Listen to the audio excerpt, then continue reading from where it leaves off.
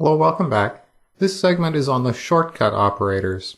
There are two kinds of shortcut operators. The first one is called the compound assignment operators, and the second class is called the increment-decrement operators.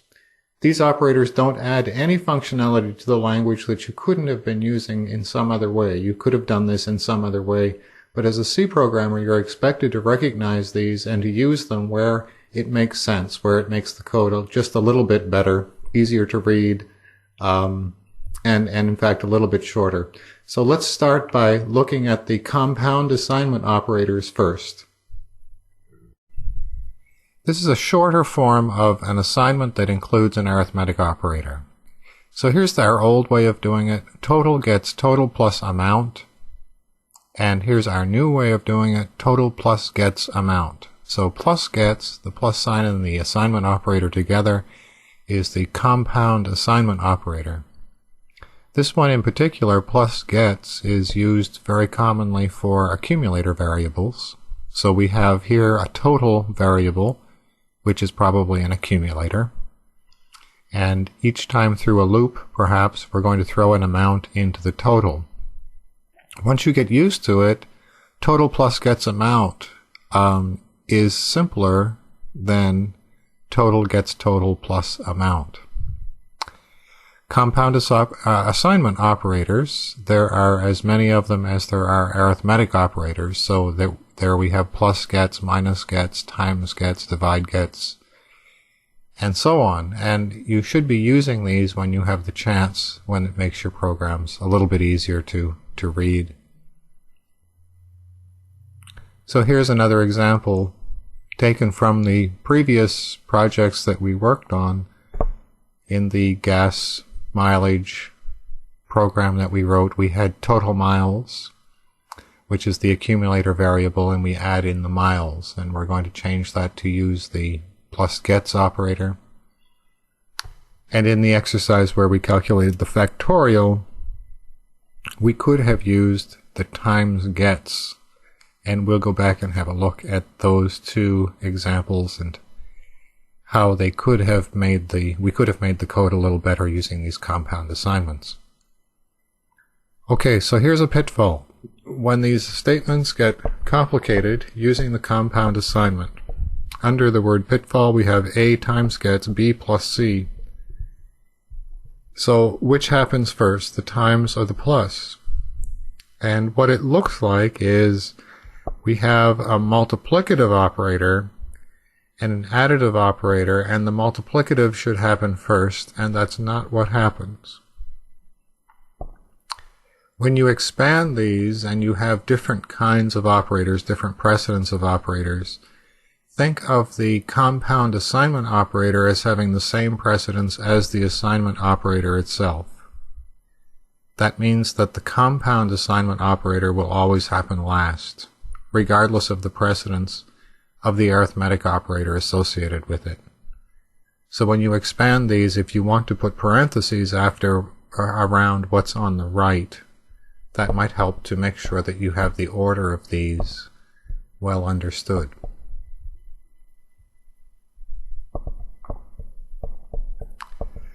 Let's look now at the increment and decrement operators. So adding 1 to a counter variable, it's a very common thing to do. Up until now we've been writing count gets count plus 1. Take the old value of count, add 1 to it, put it back in the same variable. Now that we have a compound assignment operator, we see that we could have written count plus gets 1. And this is such a common thing to do, to add 1 to a variable or subtract 1 from a variable, that there's an operator in the C language for it, and it's the increment and decrement operators. And we're going to read these plus plus and minus minus. Count plus plus, there's an assignment operation happening. The variable count is incremented by 1, and the counterpart to that is the minus minus, the decrement operator, which subtracts 1 from the variable.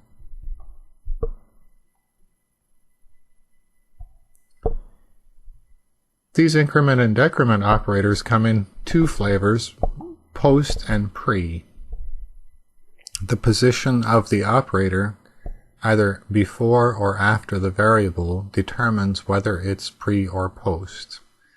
So count++ is a post increment, and ++ count is a pre increment. And you're asking now before or after what? Pre or post what? And the answer is pre or post everything else in that statement. And in fact, the two examples that you see on this page, count++, count, there is no difference because there's nothing else in the statement. So both of those simply add 1 to the variable count. So let's look at an example where something a little more interesting happens. These increment and decrement operators are used in statements that do other things. So in this example, we have B gets A++, and B gets ++A, and these are different. Look at the one on the left first. B gets A++. What happens first? A is assigned to B, so B has 10 in it. And then we add 1 to A. A++ is a post increment operator, post everything else in the statement. So the adding of 1 to A happens after everything else. In that example on the left, B has 10 in it, because that's what A started with. Now let's look at the one on the right. B gets ++A. The first thing that happens is the ++A. It's a pre-increment. A is incremented to 11. Then the assignment operator happens, and B has 11 in it. The increment and decrement operators break all the rules of precedence. So everything else in the statement happens after or before the increment and decrement operators. This can start to get a little bit confusing if you use these too many of these. Look at the while loop down at the bottom. While ++ count is less than or equal to 5. Okay, we've got a pre-increment operator and a relational operator.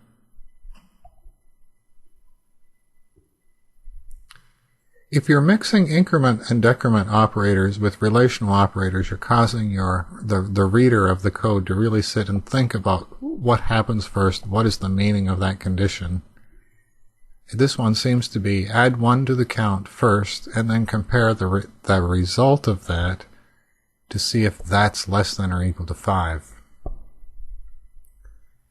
There's some discrepancy here from one person to the other whether or not this type of a statement would make the program better or not as good. I always would come down on the side of don't use these when it makes the program more complicated. If it's harder to read, you've lost something instead of gaining something.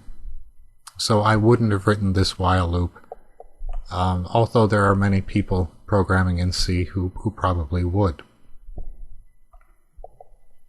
Let's go into the development environment just for a minute and look at some previous examples and see where we might be able to use these new operators, the compound assignment and the increment and decrement operators. Let's look now at the miles per gallon program that we wrote in the last segment. Recall that we were calculating the mileage on a tank of gas and then the overall mileage on all tanks of gas. And here's the loop where we were accumulating all of the gallons of gas and all of the miles traveled. So this is the line of interest for using the compound assignment operator. We're going to, instead of saying total gallons gets total gallons plus gallons, we're going to say plus gets here. So total gallons plus gets gallons. Total miles plus gets miles. And when you see this a few times, it will be obvious to you that we have an accumulator and we're throwing this into this bucket. Notice that we can't use the compound assignment operator for the statements where the same variable doesn't appear twice. So miles per gallon gets miles divided by gallons. This can't be shortened. We don't have the situation where we had the same variable on both sides of the assignment operator, and that's the only time you can actually use the compound assignment. And this change doesn't really, well, it doesn't functionally change the program at all, and it helps just a little bit. So these operators are not that big of a deal, but you really have to be able to use them and recognize them and know what they're doing. Now we're looking at the factorial program that we wrote last time, and recall in this example we took a number and we multiplied it by each subsequent smaller number. So 5 factorial is 5 times 4 times 3 times 2 times 1. And we're going to use our compound assignment operator on this line. Factorial gets factorial times count. And we can shorten that. I'll leave that one there, the original. Factorial times gets count. And we have the same thing. And now let's have a look at this line. Count gets count minus 1. Let's shorten that one by saying, excuse me, count minus minus. So there's an example of our decrement operator.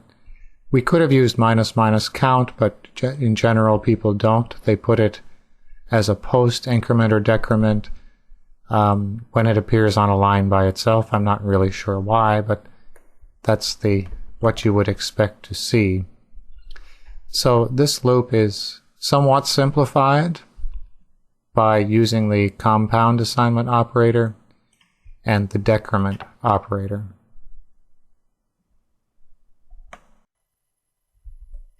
So these are your shortcut operators.